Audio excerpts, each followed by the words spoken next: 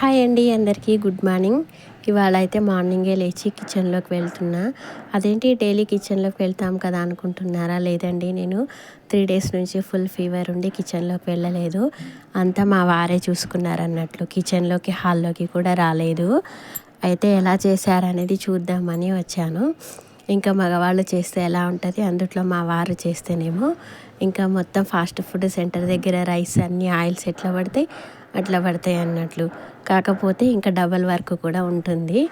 మొత్తం అయితే ఇలా పెట్టేశారన్నట్టు. ఇంకా వాళ్ళకి ఏం తెలుస్తుంది, ఏం తెలియదు కదా. మొత్తం ఇంకా మళ్ళీ నేను మెల్లమెల్లగా సర్దుకోవాలి అన్నీ ఒకటొకటి. ఎందుకంటే ఆ మాత్రం చేయడమే చాలా గొప్ప అనుకోవాలి. ఇంట్లోనే ఫుడ్ ప్రిపేర్ చేసి ఇవ్వడము. ఆడికైనా అంతంతవరకు నీట్గానే పెట్టారు. ఒక్కోసారి అయితే ఇంకా చాలా వర్క్ ఉండేది.